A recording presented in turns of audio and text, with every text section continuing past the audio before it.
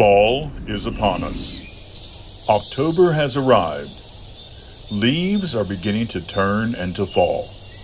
The beauty of autumn is soon to be arrayed before us. With this change of season, a debate begins. On social media, if things go as they usually do, it'll definitely be taking place. The shadows of this debate have actually loomed for at least the past couple of months in major retailers. And for that one neighbor, the signs of this debate maybe have been seen in their yard since after Independence Day. Yes, the Halloween debate. Is it all evil? Is it merely glorifying darkness? Is it pagan in origin? And is to participate in any way taking part in paganism and evil? We will leave the question as to whether or not it is actually pagan in origin for another video. However, let's consider for a second if it were pagan in origin, hypothetically speaking at least. Would that mean it was wrong for someone to participate in the modern day version of the holiday?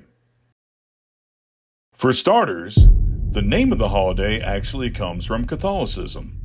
Halloween comes from All Hallows Eve or Even, which is the evening before the day of All Saints' Day.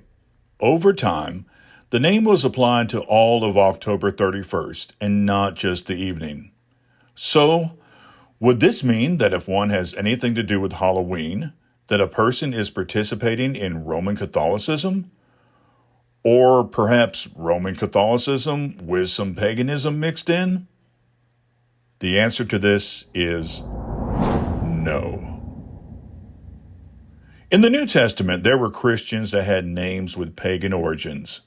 Apollos, Hermes, and Hermas were all names related to or directly taken from Greek gods. Yet, these men were apparently never instructed to give up their names. Keep in mind, these men were mentioned in epistles, a medium in which the Apostle Paul was never reluctant to address changes that needed to be made to be pleasing to God. Hence, a name doesn't establish a connection. Just because we celebrate the 4th of July doesn't mean that we are participating in the worship of Julius Caesar, whom some Romans did honor as a god after his death. Yet, the name of our month, July, is taken from the name Julius.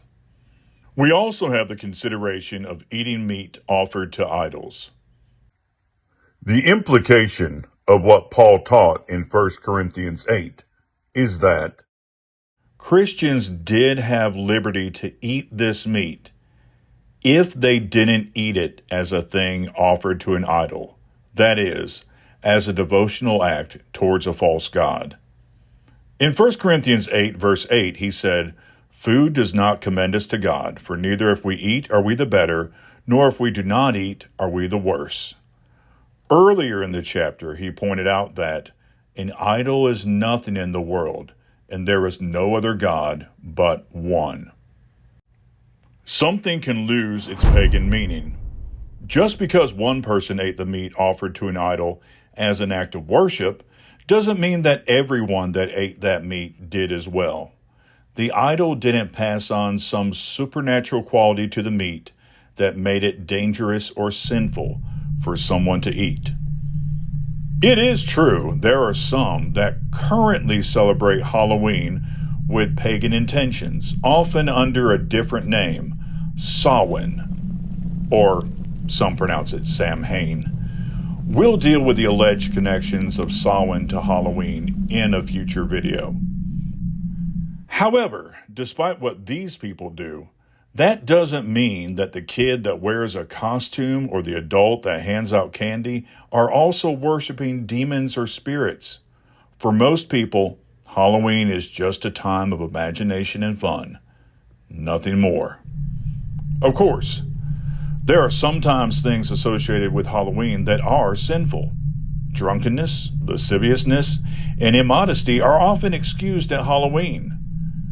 These things are always wrong, and those participating in things like divination or other actual occult practices are also sinning.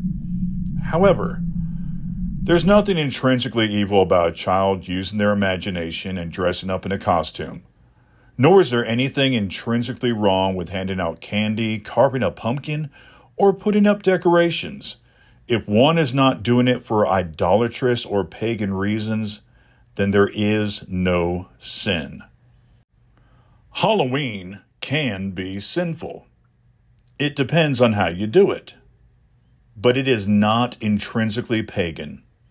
Even if it could be shown to have some connections historically to paganism, an idea we will explore later, that doesn't mean that the modern celebration is intrinsically such. You can't accidentally worship. Satan has no power over candy corn or scarecrows. No matter what a Wiccan or Satanist does on Halloween, it's what you do and why you are doing it that ultimately matters on the sinfulness or non-sinfulness of Halloween. There is real sin this time of year, as there is the entire year. But costumes and candy are not inherently pagan. A Christian is not participating in paganism by participating in these things.